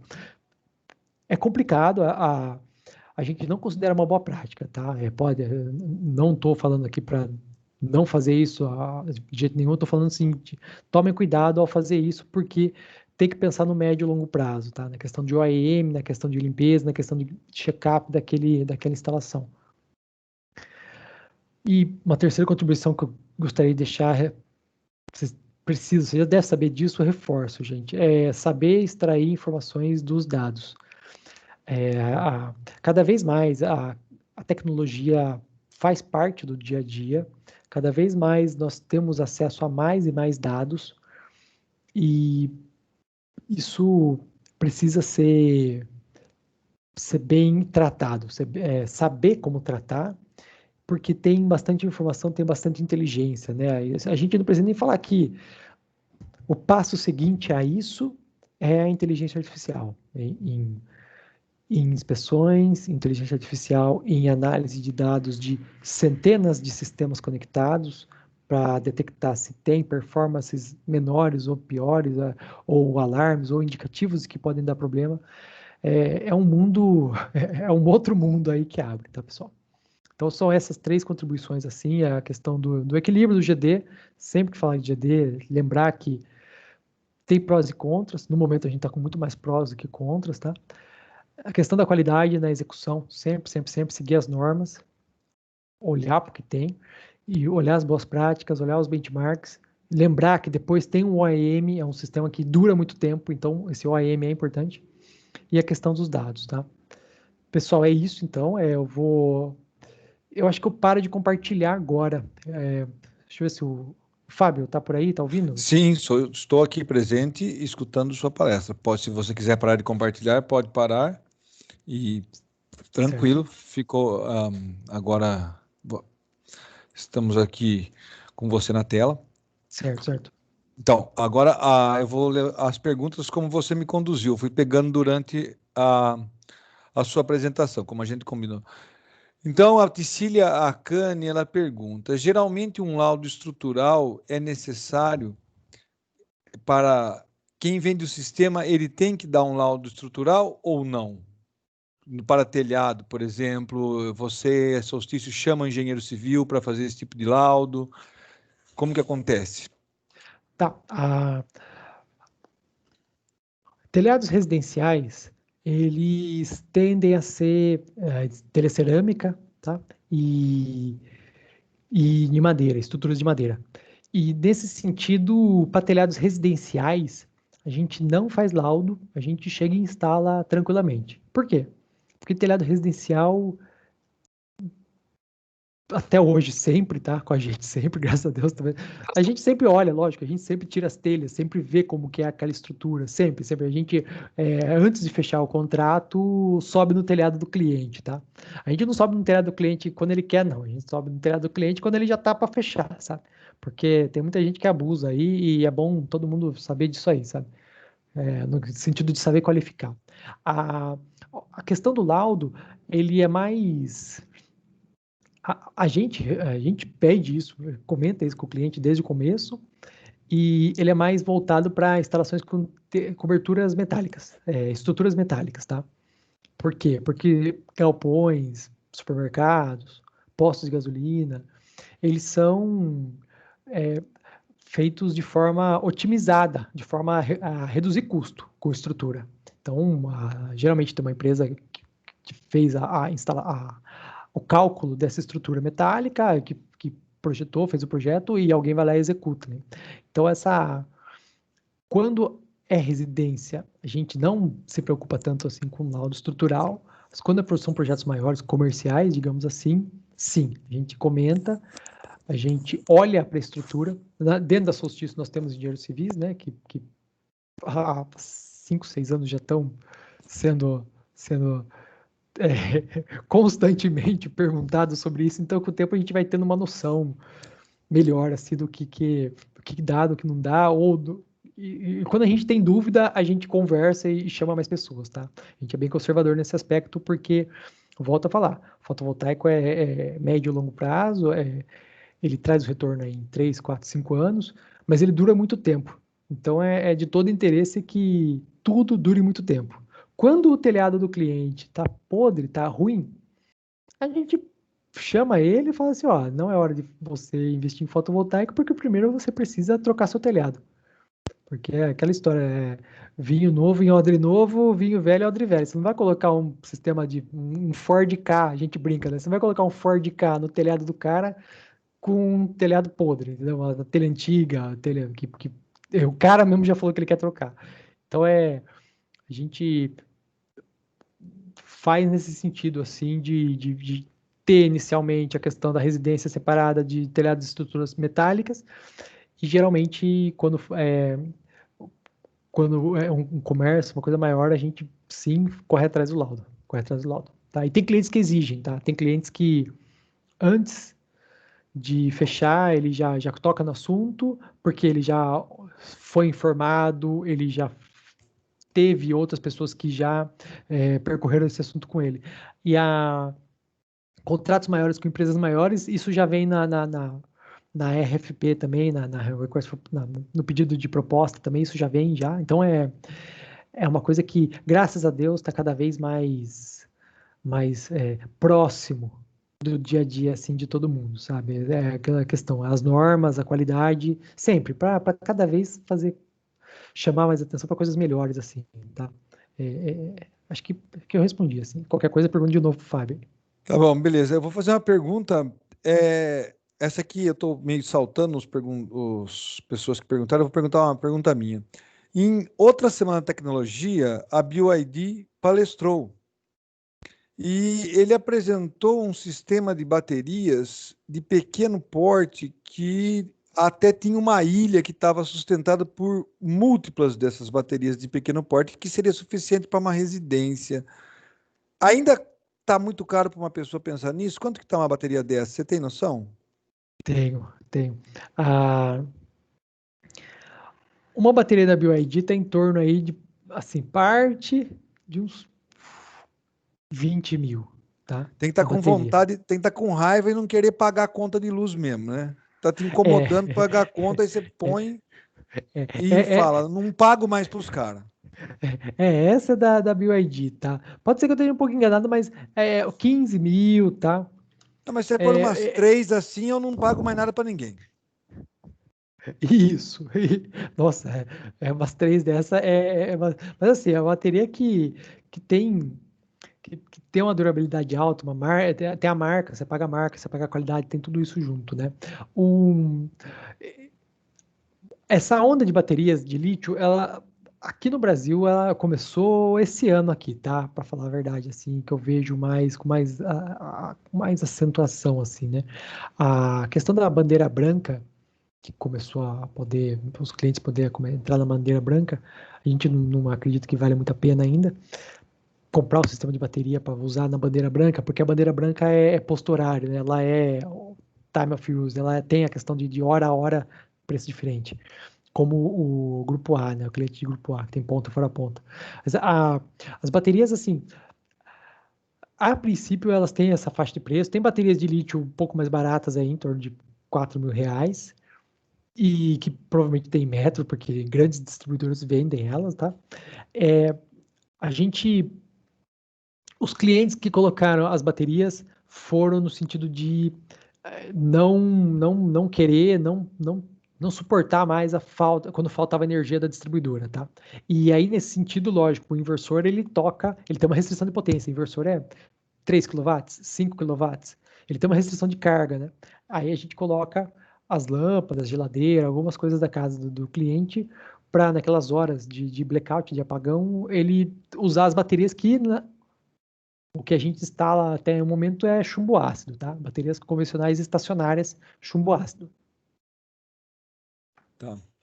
Bom, tem uma pergunta aqui sobre a comercialização de painéis com tecnologia de silício negro com elevado rendimento. Nós temos essa previsão de uso no Brasil? Não, não. Não. É, Onde que está assim, acontecendo? Onde estão usando? eu também não sei responder. Fala na cara, assim, não sei. O ponto assim, quando a gente vê essas notícias a gente gosta, lógico, da Solstício, quase todo mundo lá, engenheiro, gosta de ver novidade de tecnologia.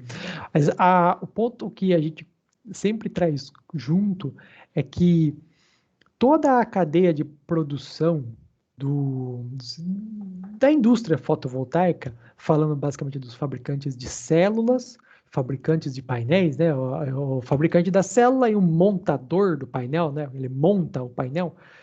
É uma cadeia do silício, tá? Que agora está predominando o monocristalino. E mudar, fazer uma reforma em toda essa indústria. Imagina, são centenas de milhões de dólares e a tecnologia que for substituir isso precisa ser uma tecnologia que tenha competitividade na cadeia toda, desde a extração, a fabricação da célula, né, o início do processo, a purificação, precisa ser totalmente competitivo. A, o fato de existirem outras tecnologias e cada vez mais eficientes, eles, lógico, sempre chamam a atenção, porque é uma esperança, uma coisa diferente, nova, tal. A, mas o mercado, falando de mercado, porque é o mercado que vai orientar mais aquilo que vai acontecer. O mercado, ele se consolidou muito fortemente no silício, tá? No silício, no monocristalino, na questão da extração, em toda a cadeia. E mudar tudo isso é muito oneroso, é muito custoso. Por isso que a gente comenta, assim, que dificilmente isso vai mudar no curto prazo, tá, pessoal? É nesse sentido que a gente pensa, que a gente orienta o pessoal. Mas, lógico, as empresas que nascerem de tecnologias e já tiverem processos prontos e tal, com o tempo elas vão ganhando músculo também, e quem sabe ganhando market share, né? Então é esse o ponto que eu gostaria de passar para vocês. Assim, existe um mercado, tá? Por mais que exista a pesquisa, existe um mercado. E eventualmente é o mercado, quem está com o dinheiro, é ele quem consegue, quem mais manda nessa conversa de para qual lado que vai tudo isso, tá? Bom, então a próxima pergunta aqui fica pelo o Eduardo de Oliveira Ferreira. Com, com a certificação homologação de produtos do sistema fotovoltaico para fabricantes sendo realizado no Brasil através das RTAs ANEEL e Metro, abre-se um nicho para o desenvolvimento de tecnologia a nível nacional? Sim, abre-se, claro, claro. Ah, esse nicho, na verdade, sempre existiu. Agora, abrindo um pouco assim a conversa no sentido aquilo que o Fábio comentou, a conversa meio de louco assim no começo do bate-papo aqui, né? Ah, todo mundo tem todas as oportunidades de ir atrás, de levantar da cadeira, ir atrás e querer fazer as coisas acontecerem. Isso o mundo está aí, o Brasil está aí, a questão de ir conversando, ir batendo de porta em porta. Isso sempre existiu, sempre foi aberto nesse sentido. Nunca teve uma proibição lógico, de 2012 para cá que começou a poder a geração, mas a partir desse momento é, sempre teve essa possibilidade de desenvolver equipamentos, desenvolver coisas no país. O ponto que pega é competitivo, ou vai precisar ficar precisando de subsídio. É melhor do que ter lá fora, porque o mercado ele opta pelo melhor, entendeu? E essas questões bem sérias, assim, bem de estratégicas, né? De uma startup, por exemplo, de uma empresa que está nascendo, né? Tem clientes para isso? Tem. O setor fotovoltaico diz que tem clientes para isso. Tem contatos aqui no Brasil? Tem. O próprio pessoal dos órgãos reguladores, ou o pessoal da ABNT, o pessoal das universidades, eles estão abertos. O Fábio comentou. É o pessoal que pode conversar, sempre, lógico. Tá aí para conversar e ir atrás. A LinkedIn está aí para isso também, né? LinkedIn é uma forma. Mas a questão de conseguir desenvolver um equipamento inteiro, um produto inteiro, puramente nacional, ele exige um esforço que, particularmente, eu vejo que é bem elevado e que é uma barreira, porque é uma barreira de entrada, realmente é uma barreira de entrada para conseguir chegar na qualidade do que tem lá fora. Eu não estou falando que isso tem que ser um impeditivo, né? Ainda mais porque a gente precisa ter coisas aqui no Brasil de qualidade, coisas bem feitas, e a gente tem, né? A questão é a dificuldade para fazer isso. Mas a possibilidade existe e tá aí. Particularmente, eu não consigo ver como ainda, tá? Porque essa parte de hardware, nunca fui muito para essa área de hardware, desenvolvimento de hardware, tá? Uma outra pergunta aqui é, o painel tracker, ele tem quantos por cento de ganho em relação ao eixo fixo, compensa ou não? Legal, legal. Já saíram estudos disso, né? Informações consolidadas, benchmarks, né? De que os painéis com tracker são usar a estrutura de fixação. Na verdade, a estrutura de fixação é o tracker. De vez em ser uma estrutura fixa, você tem uma estrutura de um eixo que o painel nasce virado para o leste e morre virado para o oeste, né? Dorme, né? Virado para o oeste. Dependendo da região, é em torno de 20%, 22% a mais de geração de energia. A questão do uso do tracker com o decorrer do tempo, assim, foi ficando mais competitivo, preços melhores. Então, quase toda usina faz sentido falar de tracker e o benchmark mesmo, a coisa mais top, assim, é o tracker com o painel bifacial, porque ele gera dos dois lados, né? Esse é o que os estudos indicam que é o mais eficiente. A questão é conseguir fazer isso, né? Mas em termos de custo. Mas em termos de produtividade, pode considerar aí pelo menos 15% a mais, tá? Até 25% a mais. Tá bom. Uma outra pergunta, deixa eu ver aqui de quem fala. Eu vou fazer a pergunta. Tem uma pergunta do Marcos, ele fala sobre toda a inovação. Como que você vai cuidar da cadeia reversa aqui, né? Se fala-se de GD, de como funciona, mas toda essa inovação gera resíduos. Há alguma coisa que regulamenta o resíduo dos painéis fotovoltaicos, da geração, da produção? Que eu já ouvi alguma coisa, parece que ainda não deu tempo, né, de jogar tudo fora. Por aí, por aí. Essa questão da cadeia reversa é uma questão que a gente ainda não considera tão crítica, tá? Mas isso é uma percepção, é mais minha também, assim, eu, Douglas, falando, porque ainda é cedo. E, lógico, o painel dura 25 anos. Se eu começar a pensar nesse problema daqui 10 anos, eu vou estar com 10 anos ainda de tempo, né? Porque suponho que o primeiro painel eu instalei há 5 anos atrás. Enfim, existem empresas já que estão olhando para isso, que é a sua resposta. Existem empresas, então, que já estão olhando para isso, que já estão coletando os painéis que eventualmente quebrou durante a instalação, bateu alguém jogou uma pedra, vandalismo, ou o painel que veio com um defeito muito sério, alguma coisa assim que quando você não troca, se você às vezes você nem quer trocar, tá num pallet lá, num sistema enorme, você fala, esse painel aí pode jogar fora, ou quebrou, aconteceu alguma coisa. Existem já empresas disso.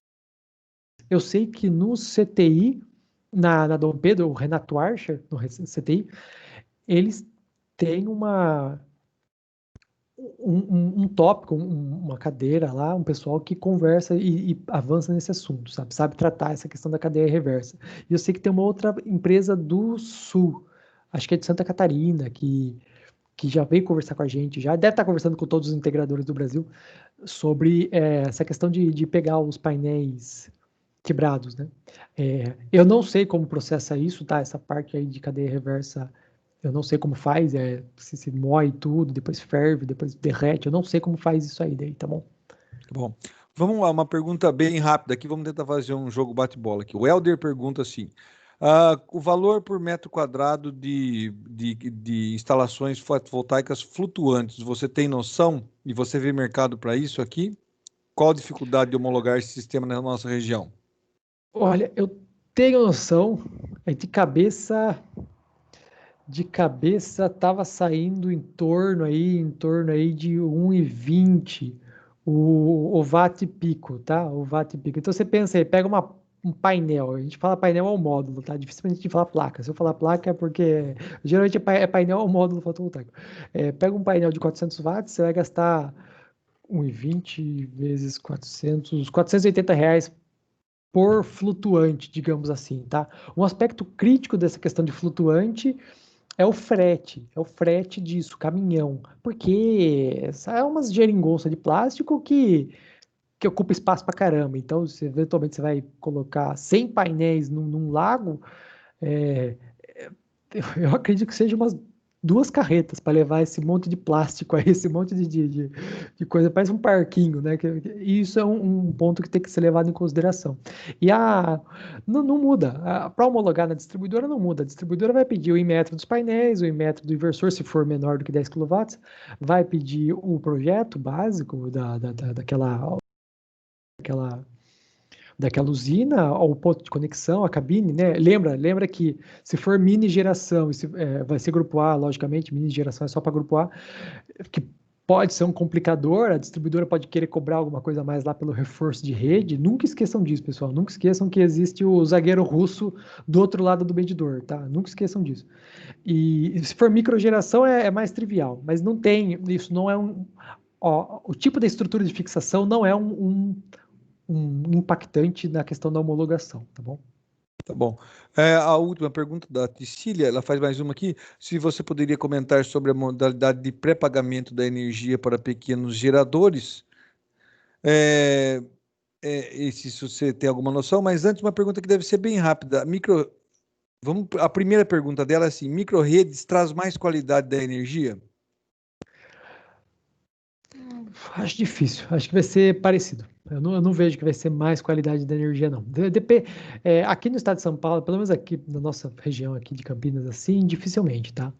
A questão da microredes é mais um aspecto de se manter em situações de blackout, se manter em situações de energia mais cara fora daquele condomínio, por exemplo, se manter em situações mais críticas, né? A questão da qualidade da energia, eu entendo que vai ser similar, ou pior, tá? No começo pode ser pior, porque é o começo, né? Mas eu vejo que tende a ser igual.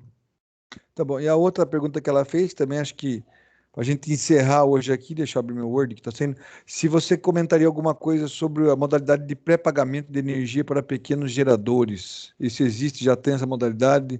Eu faço isso, está acontecendo? Eu não sei se. O pré-pagamento, até onde eu sei, eu acho que pré-pagamento é só para o consumidor, só para baixa renda, se não me engano, para consumidor, para quem consome energia. Quando a gente fala de gerador, pelo menos no ambiente regulado aqui no cativo, né, a GD no cativo, a gente nem pode falar em venda, tá? Não pode. Tem que falar aluguel, tem que falar comodato, tem que falar outra coisa, empréstimo, tá? Tem que falar outra coisa. Porque a venda de energia é para cliente livre, ambiente livre, mercado livre, CCE. Então você produz aquilo e você vende aquilo. Quando a gente está no cativo, a gente está enviando créditos para outra unidade consumidora. Por exemplo, imagina que eu tenho uma usininha num terreno e mando créditos para outra ou outras unidades consumidoras. Abrindo parênteses aqui, o melhor cenário é em Minas Gerais atualmente, né? Minas Gerais tem a questão do incentivo, a isenção do ICMS sobre a energia que transita aí. E então tudo aquilo que o cliente consumiu, e tudo aquilo que ele recebeu de crédito realmente subtrai um pelo outro e a conta do cliente vai lá embaixo, né? Aqui no estado de São Paulo, o cliente ele paga pelo uso de tudo aquilo que entrou de energia, ele paga o uso do fio, a TUSD, ele paga aquela energia que então ele consumiu porque ele usou a rede, tá? Mas a energia em si, a parcela da TE, da tarifa de energia, que o crédito incide e cancela, né? Como se fosse um cancelamento, assim. Mas até então, quando a gente fala de venda, é para ambiente livre. CCE, gerações grandes, tá? Acima de 500 kW, você pode ser um gerador livre. É que não vale muito a pena. Então, geralmente, quando a gente vê leilões, né? Leilões é para o mercado, é para as distribuidoras de energia comprar os leilões, né? São usinas de vulto aí, de dezenas, centenas de hectares. E quando a gente fala de um produtor independente de energia, ele pode ser um produtor independente, entrar no Mercado Livre a partir de 500 kW, mas geralmente ele vai fazer coisa de 10, 20 kW para megawatts para mais, assim, porque é quando as contas começam a se equilibrar melhor e ter uma rentabilidade daquele negócio melhor, tá? Bom, então acho que chegamos ao fim aqui de nossa palestra. Eu esgotei, minha folha já está em branco, todas as perguntas eu fiz. Eu gostaria de agradecer imensamente ao Douglas pela disponibilidade, por essa volta pequena que o mundo dá e nos colocou aqui em mais uma palestra, agora numa conferência aqui, transmitindo conhecimento para os nossos alunos. Outra vez, trazendo os nossos painéis, como eu disse, foi uma grande amizade de um longo tempo, boas conversas. E então, quem for ver agora um pouco do nosso sistema fotovoltaico, nós temos lá na FATEC os dados, quando a gente voltar, já podemos trabalhar com isso, com todos esses dados que ele citou. Então, Douglas, meu muito obrigado em nome da FATEC, da diretoria da FATEC, dos professores da FATEC e de todos os alunos que aprenderam com você. E meu muito obrigado também pela amizade e sempre dedicação, educação e tudo mais que você sempre me recebeu em qualquer situação, por WhatsApp, seja como for, você sempre me atendeu muito polidamente. Muito obrigado por tudo, pela simpatia e tudo mais. Eu que agradeço, pessoal, pela oportunidade aí. É, fico à disposição futuramente. O Fábio tem meu contato, a Solstício tem os contatos dela comerciais, né? E qualquer coisa, o Fábio consegue também de alguma conversa adicional aí futuramente, tá? Queria falar também que nós temos 2 estudantes, né, que passaram Isso. nas provas, eles foram admitidos em provas de estágio, que o Douglas me contou que as provas de estágio são muito rígidas lá pelo menos ele considera coisas que eles usam e que são rígidas, relativamente rígidas, né? Não É é isso aí. moleza. E 2 estudantes da FATEC conseguiram as vagas. Então, isso já é um fator positivo para a nossa faculdade, que está sendo bem vista. Então, muito obrigado. Então, É, acho que estamos no caminho certo, talvez, né? Então, e assim, eu acredito que eles estão aqui, né? Eu tô vendo um já, e tô deixando um recado aí que não vai ser fácil a vida de estagiário na Solstício, não, hein? Já fica esse e recado aí, porque é assim que cresce, né? É assim que cresce. é assim, tem que tomar na Não é na cabeça. moleza. Para largar a costa é só tomando paulada, né? Então tá bom, Douglas. Obrigado, obrigado, professor. Eu também quero agradecer muito ao pessoal de Franco da Rocha que esteve aqui presente conosco nessa palestra, nos prestigiou, porque a gente juntou as duas faculdades. Foi muito legal também. Obrigado, então. Valeu. Obrigado, professor Valeu, pessoal. Paulo e professor Augusto e tudo mais. Tchau, então, gente. Até Tchau, mais. tchau. Boa noite. Só vou terminar. Amanhã tem mini curso com a Cristina Andrade da CCEE. Então, Douglas, se você quiser assistir um mini curso das 7 às 10h30, numa sexta-feira, você pode vir aqui com a gente no mini curso da CCE com a Cristina Andrade. Desculpe, ela não está em nome da CCE, ela está em nome dela mesma, como uma profissional do meio, mas ela trabalha lá, então ela vai trazer informações quentes, assim, né, relevantes ao nosso meio. Tá Legal. bom? Então, legal, Ótimo. muito obrigado. Valeu, gente. Boa noite, pessoal. Tchau, tchau. Até mais, tchau. Eu vou baixar aqui minha lista de presença. E é isso. Beleza. Parar a gravação.